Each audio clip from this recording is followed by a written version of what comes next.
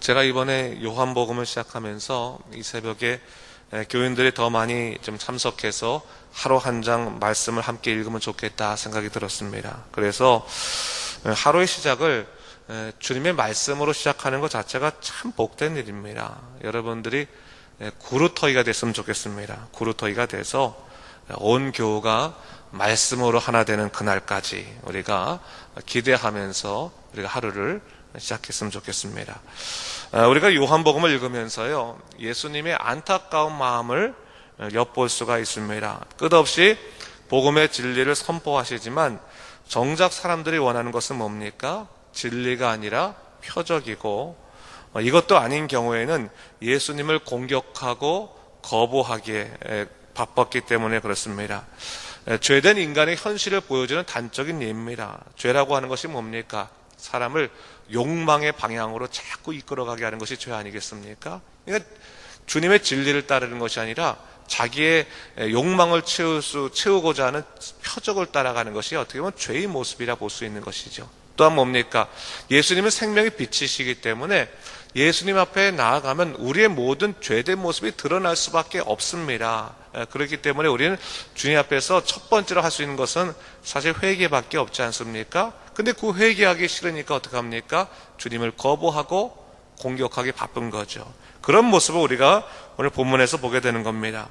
오늘 본문에서도 예수님을 공격하는 유대인들을 발견할 수 있습니다. 그들은 복음의 진리를 전하는 예수님을 방해하기 위해서 아주 집요하게 주님을 괴롭히고 있는데, 본문 8장 48절에서 보듯이 주님을 향해서 뭐라고 말합니까? 사마리아인이다, 귀신 들렸다, 이게 거짓을 말하며 주님을 공격하죠. 당시 사마리아 사람들은 유대인들로부터 무시를 당하는, 어떻게 보면 축복의 지경에 들어오지 못하는 저주받은 백성이라고 생각했었는데 주님을 그렇게 여기는 거죠. 또한 뭡니까?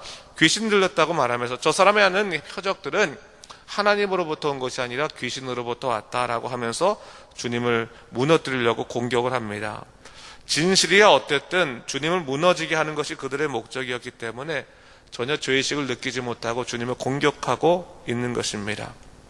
그런데 여러분, 예수님께서는요, 이러한 거짓들에 흔들리지 않으셨습니다. 왜냐하면 이 모든 것이 하나님의 의를 이루기 위한 십자가의 일부였기 때문에 그렇습니다. 그래서 주님은 거짓된 모함까지도 아주 기꺼이 감당하셨습니다.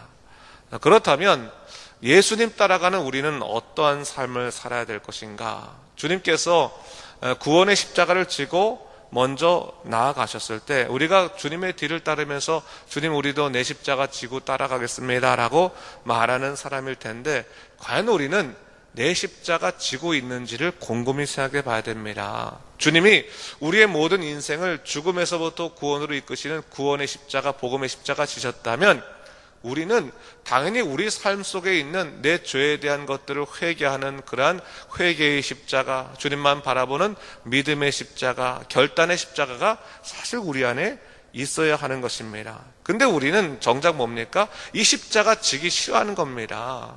주님의 은혜를 누렸음에도 불구하고 주님의 은혜를 지키려고 하는 마음이 없는 겁니다. 그게 참 문제라고 볼 수 있습니다.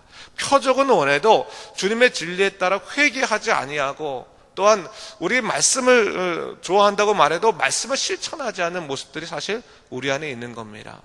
여러분, 예수님을 따라간다고 하는 것은 자기를 부인하고 자기 십자가 지고 따라가는 것 아니겠습니까?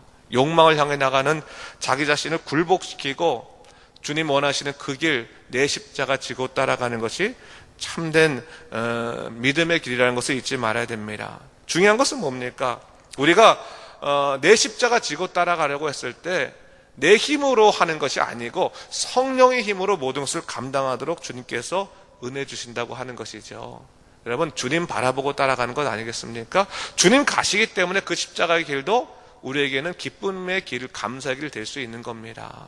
여러분, 살아갈 때 힘드실 때 있습니다. 그렇죠? 특히 믿음이 있어서 더 힘들 때가 있습니다.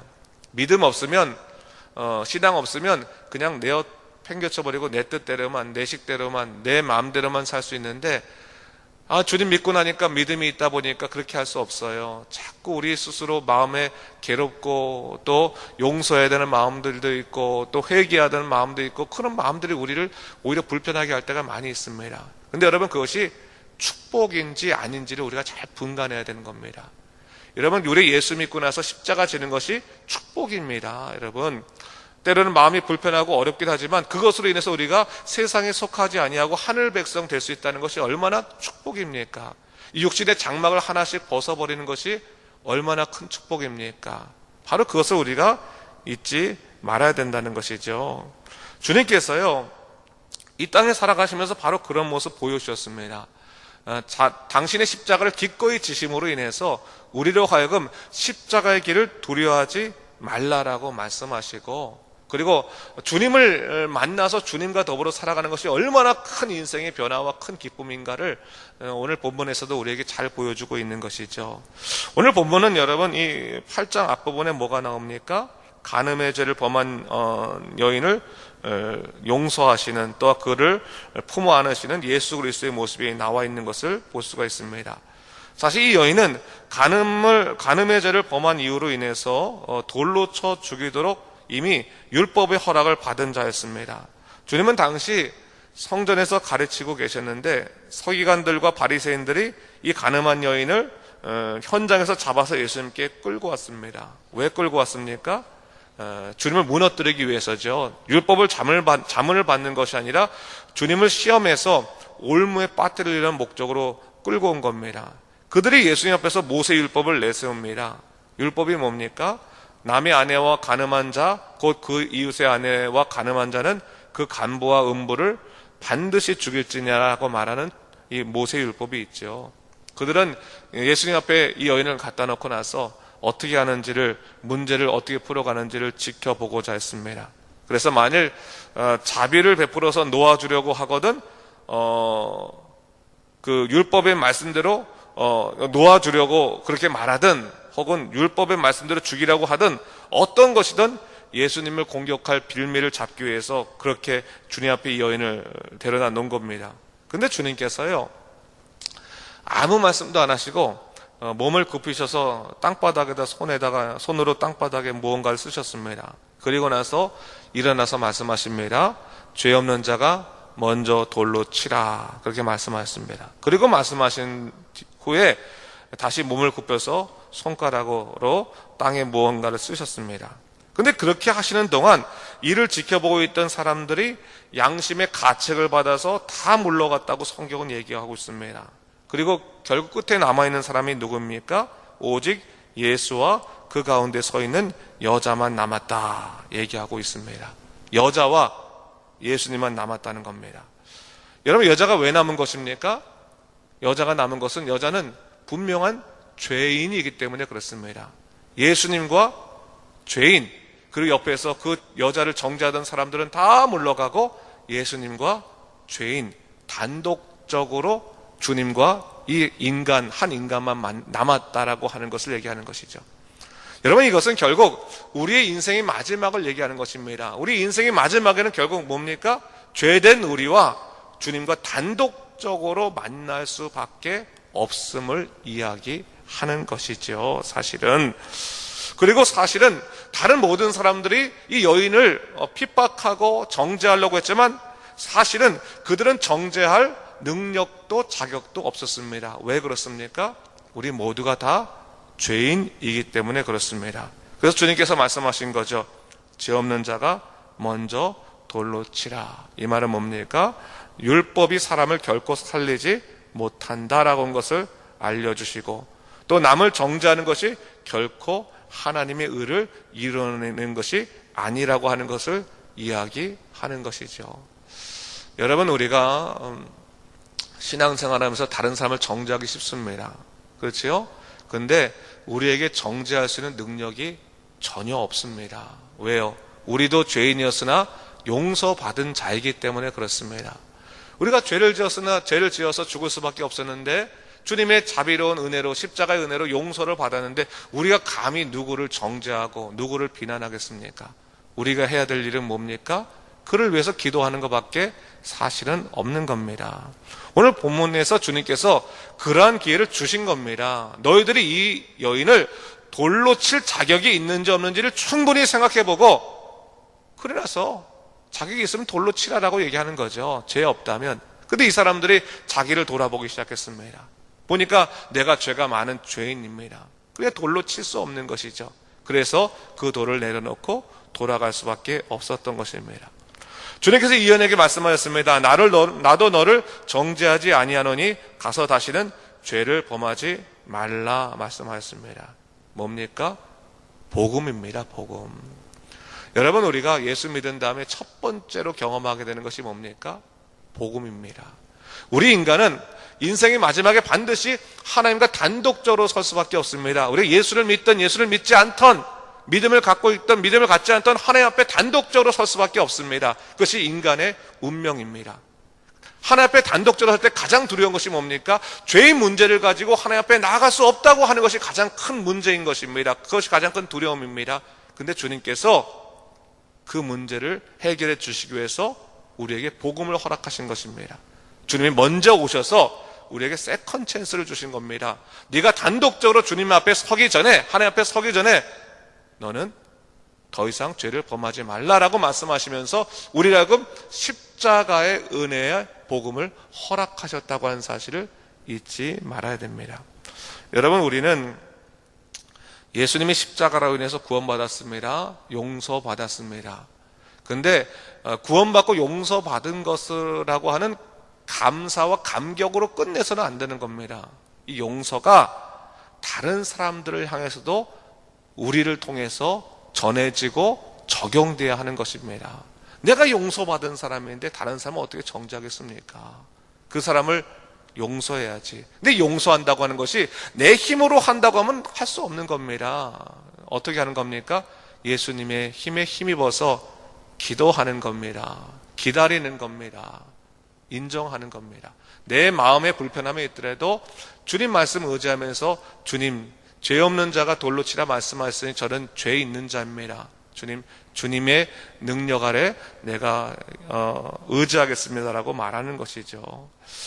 오늘 우리 본문을 통해서 다시 한번 생각할 것이 바로 그것입니다. 우리가 주님의 십자가에 의지하여 사는 삶이라고 하는 것이 뭐냐? 그것은 뭡니까? 주님의 마음 품고 살아가는 것이다. 주님의 뜻대로 우리 자신이 변화되는 삶을 사는 것이다 라고 하는 겁니다. 주님 만났을 때 우리가 남들을 돌로 칠 수 있는 율법의 사람이었지만 주님 만나고 난 다음에 그 율법의 사람에게서부터 복음의 사람으로 변화되었다는 것이 얼마나 큰 은혜겠습니까? 율법으로 사람을 절대로 변화시킬 수 없습니다. 사람 살릴 수 없습니다. 복음으로만 온전히 살아갈 수 있는 것입니다. 그러기 위해서는 여러분, 복음으로 살아가기 위해서 제일 중요한 것 한 가지만 오늘 얘기하고 말씀 마치겠습니다. 매일매일 예수님 앞에 우리의 모습을 드러내야 됩니다. 말씀 앞에 우리의 모습을 드러내야 됩니다. 그래야지 우리의 죄된 모습이 보이고 우리가 용서받지 못할 자였지만 주의 용서로 말미암아 새롭게 된 사람이라는 것을 우리가 깨닫게 됩니다. 그런 의미에서 우리가 12절 말씀을 다 함께 읽어보도록 하겠습니다. 12절 말씀입니다. 시작. 예수께서 또 말씀하여 이르시되 나는 세상의 빛이니 나를 따르는 자는 어두움에 다니지 아니하고 생명의 빛을 얻으리라 하셨어요. 예수님이 세상의 빛이십니다. 그렇기 때문에 예수님을 따라가는 사람들은 자기의 죄를 돌아볼 수 있습니다. 회개할 수 있는 그런 능력이 있습니다. 동시에 주님의 뜻대로 살아갈 수 있는 믿음의 결단을 할 수 있게 됩니다. 사랑하는 성도 여러분, 오늘 아침에 여러분들이 주의 전에 와서 말씀을 읽고 또 말씀을 통해서 여러분을 바라보는 것은 아주 큰 축복입니다. 여러분 매일매일 우리가 말씀 앞에 나와야 됩니다. 사실 예배 앞에 나와야 됩니다. 예배 우리가 공예배 일주일에 한 번이라고 일주일에 한 번 예배 드리는 것으로 우리가 우리 자신을 말씀으로 돌아볼 수 있지 않습니다. 매일매일 우리가 말씀으로 우리 자신을 돌아볼 수 있는 훈련을 하는 것은 너무너무 중요한 일입니다. 그래야지만 우리가 하나님의 사람으로 항상 우리 자신을 돌아보고 회개할 수 있기 때문에 그렇습니다. 생명의 빛이 되신 예수 그리스도를 바라보고 오늘도 여러분 자신을 돌아보시고 하나님의 뜻에 맞게 살아가도록 믿음의 결단을 하신 여러분 되시기를 주님의 이름으로 축원합니다. 기도하겠습니다.